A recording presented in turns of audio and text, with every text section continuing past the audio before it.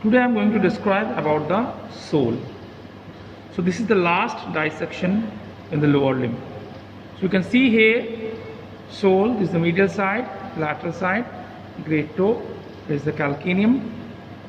Sole is having thick skin without any hair follicle and lots of sweat glands. The main function of the sole, if you compare with the hand, transmitting the body weight and locomotion, whereas hand is for the prehensile purpose. So if you see the cutaneous supply just below the calcaneum or at the heel, it is supplied by the medial calcaneal branch of the tibial nerve. It is a direct branch. Then tibial nerve is dividing into lateral plantar, medial plantar.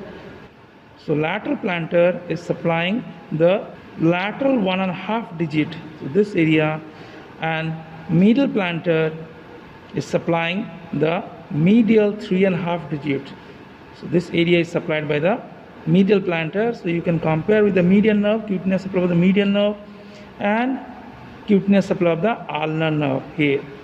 So most medial part up to the ball of the great toe, that is supplied by the saphenous nerve, and most lateral part that is supplied by the sural nerve. So this is about the cutaneous supply.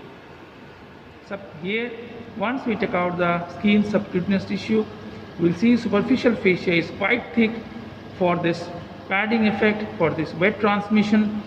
Then we will see the deep fascia.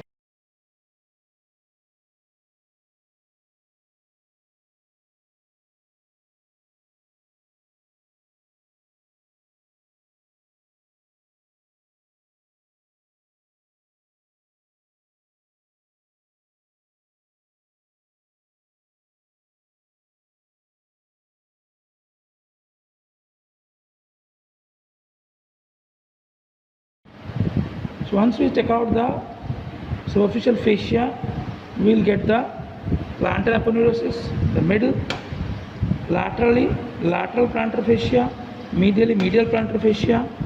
Below the lateral plantar fascia, we will get the abductor digiti minimi, and below the medial plantar fascia, we will get the abductor hallucis, and below the plantar aponeurosis, we will get the flexor digitorum brevis.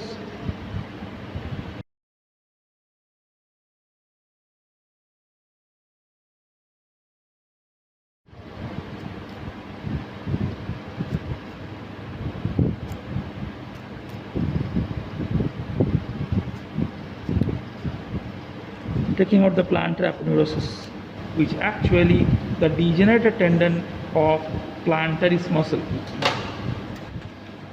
Now the vertical septa are arising from the medial and the lateral border of this plantar aponeurosis and going inside and dividing the sole into 3 compartments, and transverse septums are going from this vertical septa and dividing the sole into 4 compartments. In the first layer, we will get 3 muscles: abductor digiti minimi, you can see this, it is arising from the lateral as well as medial tubercle from the calcaneus and coming laterally, inserting on the lateral surface of the base of the proximal phalanx. Here we are getting the abductor hallucis, so which is arising from the medial tubercle and inserting on the medial side of the base of the proximal phalanx. In the middle, the flexor digitorum brevis, which can be compared with the flexor digitorum superficialis in the hand, and is originating from the medial tubercle of the calcaneum, and it is inserting on the margins of the 4 lateral middle phalanx. So these 3 muscles are coming into first layer: flexor digitorum brevis, abductor hallucis, and abductor digiti minimi. So once I cut and reflect the flexor digitorum brevis, I can see the tendons of flexor digitorum longus, flexor hallucis longus, they are coming into second layer of the sole. So flexor digitorum longus, flexor hallucis longus, And here the muscle which is coming from the calcaneum, flexor digitorum accessorius, or sometimes it is called the quadratus plantae. It is coming and attached to the tendon of this flexor digitorum longus. And from this flexor digitorum longus tendon, lumbricals are arising, and it is attached to the extensor expansion and the base of the lateral forefoot. So these are the muscles coming into the second layer: flexor digitorum longus, flexor hallucis longus, lumbricals, and flexor digitorum accessorius or quadratus plantae. So in this layer I can see the two nerves is the medial plantar nerve, and this is the lateral plantar nerve. Vessels occur here. So in between this first layer and second layer we will get these neurovascular structures where we will get the medial plantar nerve and lateral plantar nerve with the corresponding vessels. Now if I cut and reflect the flexor digitorum longus, in the third layer I will get adductor pollicis, which is having huge oblique head and very small transverse head. See here, transverse head. That is arising from the base of the second, third, fourth metatarsal, and it is inserting on the lateral surface of the base of the proximal phalanx of the great toe, and transverse head is arising from the third, fourth, fifth metatarsophalangeal joint and inserting with the oblique head the lateral surface of the base of the proximal phalanx of the great toe. So, and we will get another two muscles, flexor hallucis brevis, and this side will get the flexor digiti minimi brevis. Flexor hallucis brevis and flexor digiti minimi brevis. So these are the muscles in the third layer, oblique and transverse head of adductor pollicis, and flexor hallucis brevis and flexor digiti minimi brevis. Now if we cut the adductor hallucis, we can see the fourth layer muscles. They are the plantar interossei, and we'll see the extrinsic muscles, that is the peroneus longus is coming like this way and inserting on the base of the inferolateral part of the medial cuneiform and the base of the first metatarsal, and we'll get the huge attachment of the tibialis posterior.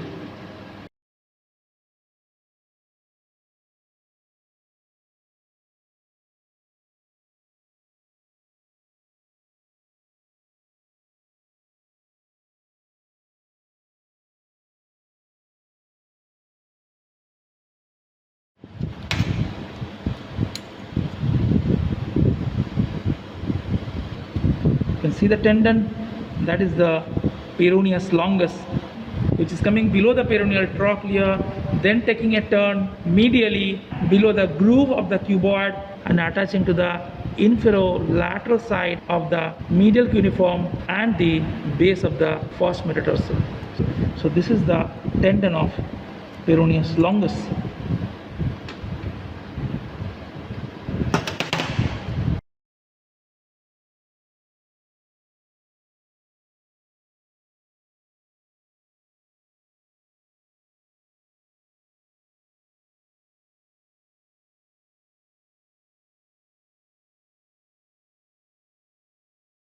See, I'm coming from the lateral side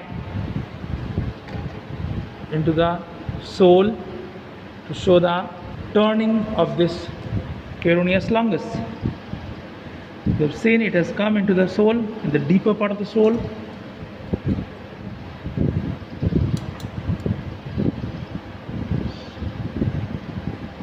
I am reflecting the flexor digitorum longus, adductor hallucis, oblique head. This is the lateral plantar nerve. I am reflecting the flexor digitorum brevis. This is the medial plantar nerve, flexor hallucis longus, and here we are seeing clearly the peroneus longus is coming. You can see the clear tendon and attaching to the inferolateral side of the medial cuneiform and the base of the first metatarsal. So this is the pathway of the peroneus longus.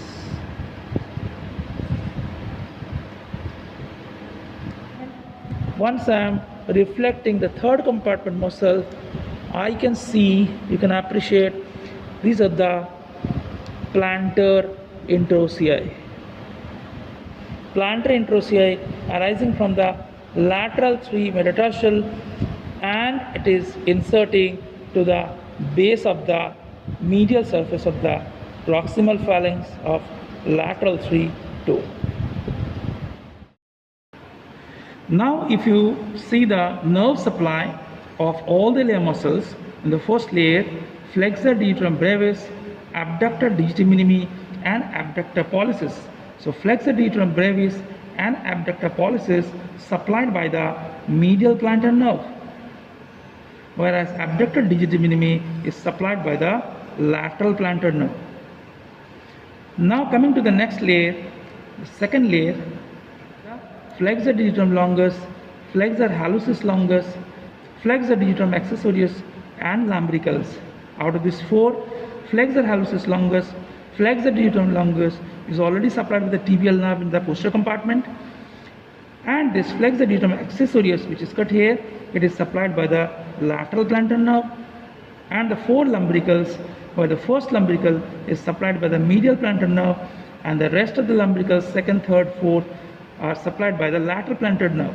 If you compare in the hand, the lumbricals in the hand also, the first lumbricals were supplied by the median nerve, and rest of the lumbricals were supplied by the ulnar nerve. Same thing is happening here.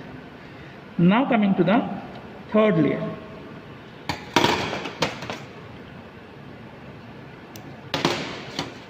So we'll see in the third layer, we'll get the muscles oblique and transverse head of the adductor pollicis, flexor pollicis brevis and flexor digiti minimi brevis. So flexor pollicis brevis is supplied by the medial plantar nerve, whereas adductor pollicis is supplied by the deep branch of the lateral plantar nerve, and flexor digiti minimi brevis is supplied by the superficial branch of the lateral plantar nerve.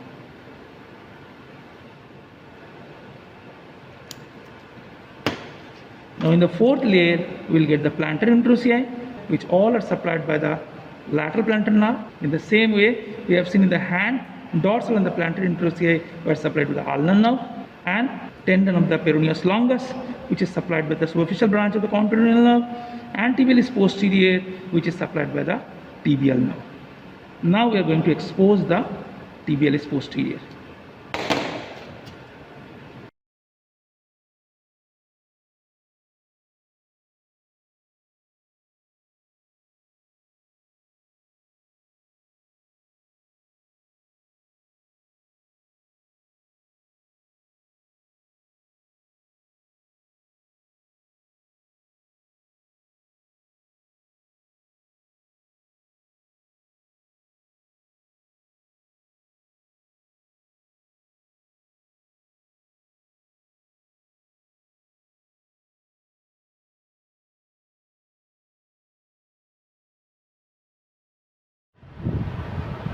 You can clearly see the tibial nerve is dividing into medial plantar and lateral plantar.